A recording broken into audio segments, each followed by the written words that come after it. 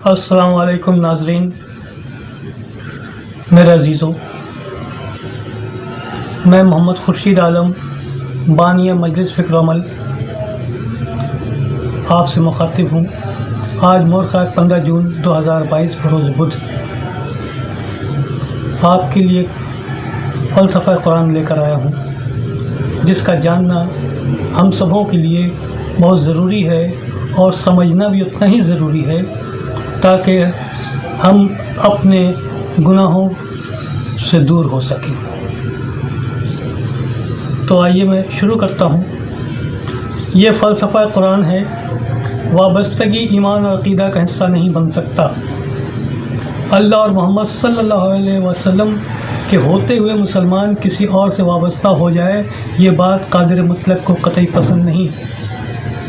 انسان اگر چاہتا ہے وابستہ ہونا تو صرف اللہ اور رسول اللہ سے منسلک ہو سکتا ہے، نہ فرشتوں سے، نہ جناتوں سے، نہ تخیلاتی دیوتاؤں سے، بلکہ یہاں تک پابندی ہے کہ اپنے پیر، عالم، سردار اور نام نہاد پنڈتوں سے بھی خود کو وابستہ نہ کرے، حتیٰ کہ کسی گروہ، فرقہ یا طبقہ سے منسلک ہونا اور اس سے وابستگی رکھنا غلط ہے، لیکن انسانوں کی یہ فطرت ہے کہ وہ ذاتی تعلق کو کسی طور بھی نہیں چھوڑ سکتا، اور یہ اللہ کی طرف سے آزمائش ہے۔ وابستگی کیا ہے یہ ہم آگے چل کر بات کریں گے۔ اس سے پہلے میں اتنا عرض کروں کہ مجلس فکر عمل کی محنتوں اور کاوشوں کو آپ سراہیں، سبسکرائب کر کے آپ اس کی مستقل ممبر بنتے رہیں اور پسند کر کے ان کی حوصلہ افزائی کریں تاکہ ہم زیادہ سے زیادہ موضوع آپ کے پاس لا سکیں۔ اور یہ بھی ہم دعوت دیتے ہیں کہ آپ خود بھی جو ہے اس مجلس میں شامل ہوں، اور اس طرح کی اگر کوئی ویڈیو آپ بنا سکتے ہوں اپنے موبائل پر ہی بنا کر مجھے بھیج دیں، میں انشاءاللہ اسے چیک کر کے درست کر کے شائع کروں گا۔ تو آئیے ہم آگے بڑھتے ہیں۔ دنیاوی وابستگی اس حد تک نہ بڑھ جائے کہ اسے اپنا ایمان اور عقیدہ سمجھ کر ہر بات کو نظر انداز کر دیا جائے۔ ایسے شخص کے لیے باعث گناہ اور لعنت کا موجب بن جائے گی۔ وابستگی کسی بھی قوم، دین، مذہب کے لیے ایمان اور عقیدے کا حصہ نہیں بن سکتی۔ اسلام میں اور اسلام سے پہلے والے مذاہب میں فرقوں کو اللہ تعالیٰ نے نہیں بنایا، البتہ کنبہ، قبیلہ، خاندان لوگوں کی پہچان کے لیے اللہ نے بنائی ہیں۔ مسلمانوں نے اسلام میں فرقے بنا کر دین اسلام کو آلودہ کیا ہے، اور ہر فرقہ اپنے آشیانے کو خوب بنا سجا کر جتانے کی کوشش کرتا ہے کہ دیکھو ہم ہی اصل میں اللہ کے پسندیدہ لوگ اور جنت کے حقدار ہیں۔ یقیناً میری اس بات سے کوئی اتفاق نہیں کرے گا تو میں اللہ تعالیٰ کی زبانی اس بات کی تائید کروا دیتا ہوں۔ قرآن مجید کی آیت کا وہ حصہ پیش خدمت ہے جو اس بات سے مطابقت رکھتا ہے، جیسے ترجمہ ہے: اور بنا دی ہم نے تمہاری شاخیں، خاندان اور قبیلے تاکہ تم ایک دوسرے کو پہچان سکو۔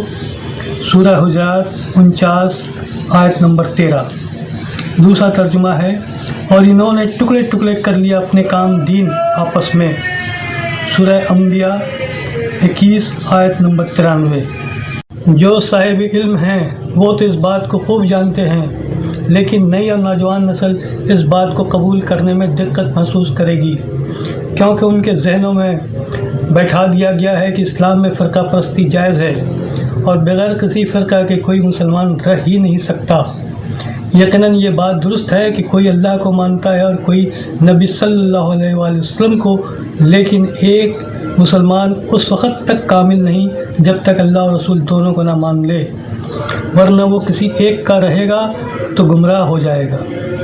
لیکن مسلمانوں میں فرقہ پرستی میں مقابلتاً دوڑ لگی ہوئی ہے۔ ایک چادر سے سر چھپاتا ہے تو ایک ٹوپی یا پگڑی سے۔ پہچان کے لیے بھی الگ الگ علامات بنے ہوئے ہیں، کسی کا رنگ ہرا ہے تو کسی کا سفید، کوئی مچھ صاف کراتا ہے تو کسی کی داڑھی برائے نام، کسی کی شلوار کا پائچہ اتنا اونچا کہ آدھے کا گمان ہوتا ہے تو کسی کی چوگا کی لمبائی اتنی زیادہ کہ زمین پر رگڑ جانے کی صفائی کا نظارہ ملتا ہے، اور یہ تمام باتیں وابستگی کی علامات ہیں۔ پوری آزادی ہے کہ ایک مسلمان جیسے چاہے جس طرح اور جس انداز میں کو اپنانا چاہے اختیار کر سکتا ہے، لیکن جب ان علاماتی وابستگی کو اپنے ایمان اور عقیدے کا حصہ بنائے گا تو اس پر اللہ کا عذاب اور قہر اس طرح نازل ہوگا کہ وہ سب کچھ جاننے اور سمجھنے کے باوجود خود کو صحیح راستہ پر نہیں لا سکتا، اگر چاہے بھی تو نہیں کر سکتا۔ یہی اللہ کی لعنت ہے جس میں وہ گرفتار ہوا اور خود کو خسارے میں ڈال لیا۔